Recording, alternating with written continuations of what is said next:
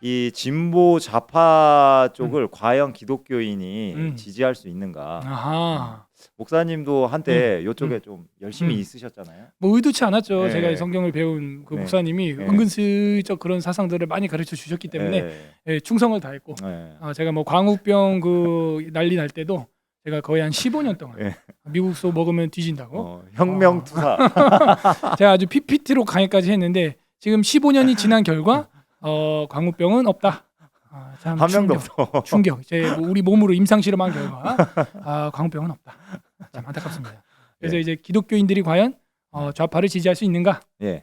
불편하다 조금. 네. 네.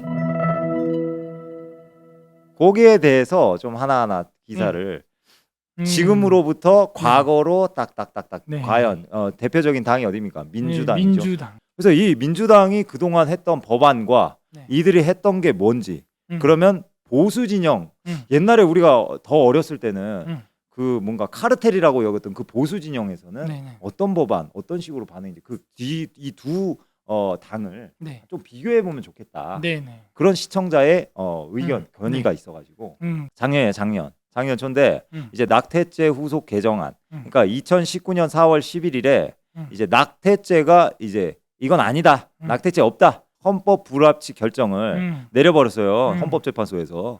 그래서 이게 2021년 1월 1일부로 낙태죄가 우리나라에서 사라져 버렸습니다. 그리고 이제 뭘 하려냐 이 많은 세력들이 낙태죄 후속 개정안을 이제 추진하는 거죠. 낙태를 잘 할 수 있도록. 한편으로는 무지한 그들의 입장에서는 그 이제 보건법이라 그래서 네. 이제 위험성을 줄이기 위해서 하는 사람도 있을 것 같아. 이 추진하는 사람이. 네. 어찌됐건 당시에 국민의힘과 더불어민주당 한번 보십시오. 더불어민주당 전면 폐지해야 된다. 의료보험 적용 다 해줘야 되고 이야. 낙태죄.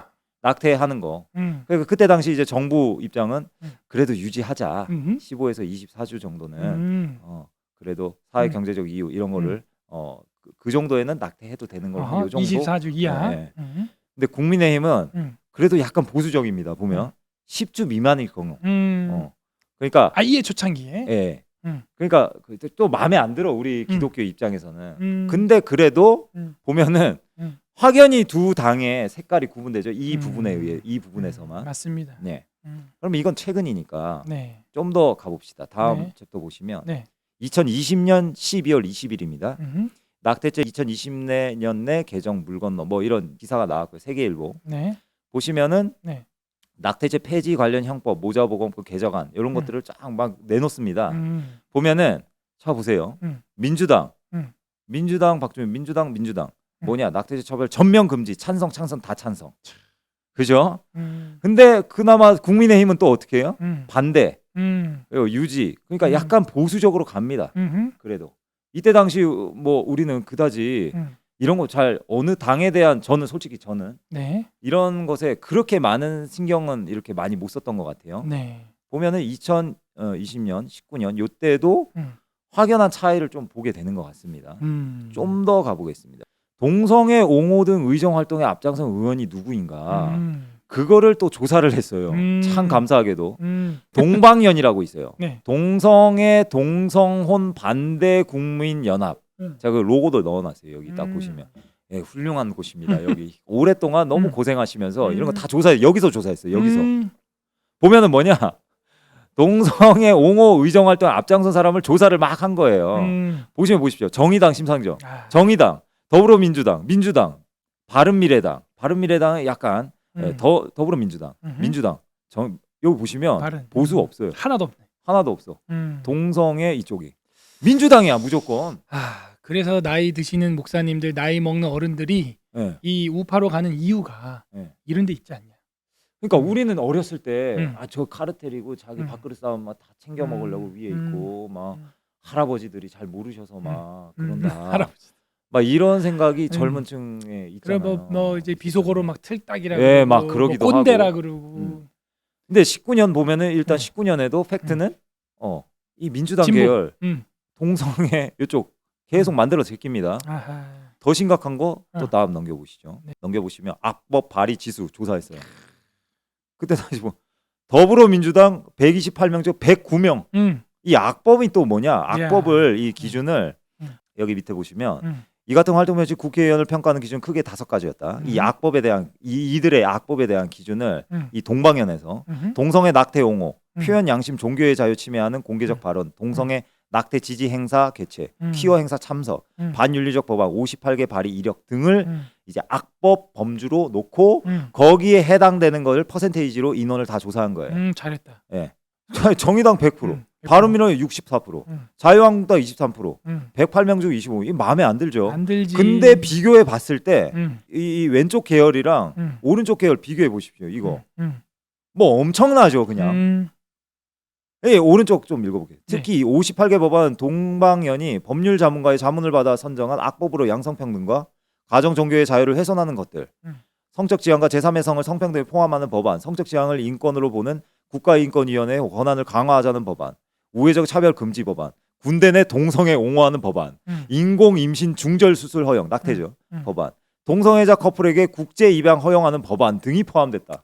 동성애가 이제 입양을 해서 애들을, 그러면은 문제는 뭐 입양해서 그 아이들을 이제 버려진 고아들은 좋다 이거야. 근데 그 아이들이 둘 다 엄마 이렇게 크면은 얘는 이제 성 전체성이 어떻게 된다 이거죠. 좀 더 과거로 가봅시다. 한 칸 더 가봅시다. 좀 더 과거로 가보죠. 덕국장이 연구를 많이 해요. 네, 좀 더 과거로. 네. 더 과거로 가봐요. 2016년 1월 8일이에요. 동성애 옹호 법안 발의한 국회의원 명단 보니 기독일보에서 했어요. 야. 순위별 19대 법안 명단. 자 보세요. 동성애 옹호 법안을 또 발의를 많이 합니다. 부지런히 해. 우리처럼 이렇게 느긋하지가 여기는 진짜 열심이고 충성이고 그냥 헌신돼 있어요. 보세요. 전략적이야. 더불어민주당 1, 2, 3, 4, 5 1순위 1, 2, 3, 4, 5 보세요. 합계 막 여러 가지 막 만들어냅니다. 2순위 다 더불어민주당. 비례대표 막 놓은 거 막 다 더불어민주당. 민주당. 그러니까 군형법 차별금지. 군형법은 뭐냐? 군대 내 동성애 허용 법안. 그러니까 다음 한번 좀 읽어보겠습니다. 네. 군 동성애 합법화 반대 국민연합 성매매 합법화 반대 국민연합이 지난 21일 헌법재판소 앞에서 군 동성애 성매매 합법화 반대 기자회견을 열는데 이게 언제였죠? 2016년이에요. 네네. 기자회견을 군 동성애 반대 등 허용 차별금지법 반대 운동이 확산되고 있는 가운데 최근 공교육 살리기 학부모 연합 등 시민단체 전국 학부모 동성애 절대 찬성할 수 없다는 내용의 성명 발표한 제19대 국회 공성애 옹호 법안을 발의한 국회의원 명단을 공개했다. 아, 이렇게 이분들이 옛날부터 이렇게 애를 썼던 거예요. 근데 이게 전부 다 더불어민주당이에요. 네. 김부겸도 여기 이제 사실 발의했던 참여자이기도 합니다. 네. 좀 더 과거로 가봅시다. 2017년 미래한국이라는 이제 기사인데 차별금지법의 역사를 또 조사했어. 이야. 도대체 누가 이거 이렇게 많이 만드냐. 어허. 2007년부터 가요 이게. 아 노무현 이후부터구나. 2007년이면은 그러니까 이 어떤 정부가 정권을 잡냐가 벌써 2007, 2008, 2011 다 보십시오. 2007 법무부 2008 노희찬 민노당이죠. 2011년 민주당 박은수 의원, 2011년 민노당 권영길, 2012년 통합진보당, 민주당 2013년 2년 최원식 민주당, 2013년 1월 대표 발의 기간 민주당, 군형법 개정, 군대 내 동성애 허용, 2014년 14년 이미 옛날부터 충성스럽게 하고 있습니다. 그렇지. 아주 조직적이야. 밑에 보시죠. 문재인 전 더불어민주당 대표 이게 언제냐? 이게 옛날이죠. 2012년. 문재인 대표는 2012년 대선에 차별금지법 제정을 공약으로 내걸었다. 이듬해인 2014년 국회에 제출된 차별금지법 공동 발의인 중 한 명이었다. 근데 이거 투표할 때 우리 이런 거 잘 몰랐잖아요. 몰랐지. 그러니까 차별금지법이 이때부터 체계적으로 준비됐어요. 다음 한번 넘겨보실까요? 2012, 14년에 이재명 성남시장도 나와요. 3월 8일에 열린 세계 여성의 날 행사에 공공기관, 금융기관의 소위 성수자가 30% 이상을 반드시 넘기도록 하겠다. 이미 이때면 거의 10년 전이에요. 네. 그걸 이때 이미 얘기했어. 이 사람이 대통령 됐으면 이번에 차별금지법 바로 갔습니다. 그냥. 바로입니다. 바로. 바로야. 근데 여기 안철수 전 국민의당 대표도 있어. 2012년 11월 15일 제18대 대선 후 인권공약 검토에서 안철수 전 포괄적 차별금지법 인권정책의 근간으로 삼겠다 밝힌 바 있다. 우리 이래 똑똑히 봐야 돼요. 그래서. 그렇지. 안 돼. 우리가 철수하세요. 똑똑히 보고 있어야 돼요. 네. 우리가 이거 그냥 관심 끄고 있으면. 홍준표 경남도지사. 홍준표 보수죠. 근데 잘 보세요. 차별금지법 제정 문제 당론에 따르겠다는 입장을 보였다. 홍 지사 측 공보 관계자는 한 매체의 질의에 대해 앞으로 음. 대선 후보가 되면 당과 협의해서 입장을 정하겠다. 지금은 대답할 수 없다고 오케이. 말했다. 아우 지혜로워. 그러니까 음. 이 보수 진영은 아무튼 보수적이야. 아 그렇군요. 네. 그리고 기독교 표도 의식을 하지 않을 수 없죠. 예. 헌법을 그리고 준수하는 라인이기 때문에 네. 계속해서 그걸 지키려고 애를 쓰는 모습을 우리는 여러 자료를 통해서 지금 근 20년 자료를 봤어요. 어찌됐건 뭐 솔직히 제가 이때 2012, 14년 때 홍준표 이분 모르지 그렇게 잘 모르는. 좋게 안 봤거든요. 네. 말 너무 세게 하시고. 예, 그럼요. 그랬는데 어찌됐건 보수적 딴 건 모르겠어. 네. 그 어떤 다른 법이야는. 근데 성경에서 배척되는 그 법안들, 동성애, 뭐 이런 군 동성애 차별금지법, 뭐 이런 거 퀴어 축제 네. 계속 나옵니다. 오른쪽 한번 보실까요? 네. 예. 그러면서 퀴어 축제가 언제부터 나왔냐? 또 보니까 대한민국 최초의 퀴어 축제 서울에서 시작됐어요. 맞아요. 2000년 9월 8일에 시작됐어요. 그러니까 아까 그 차별금지법이랑 엮여가는 겁니다. 2004년 민주노동당 국회의원을 처음으로 퀴어 프레이드에 참석했다. 또 민주당이죠. 2009년 대구 퀴어 문제 시작. 2011년 퀴어 문화축제, 2011년 청계천 퍼레이드를 진행. 근데 보십시오. 박원순 시장 민주당 계열이죠. 2011년 10월부터 딱 시장이었어요. 그러니까 본격적으로 퀴어 축제가 확실히 이제 번창합니다. 2014년 서울 퀴어 문화축제 사랑은 영어보다 가난을 표어로 내걸고 진행되었다. 이야. 그러니까 이때 어버이 연합 기독교 단체 크게 충돌을 빚었다.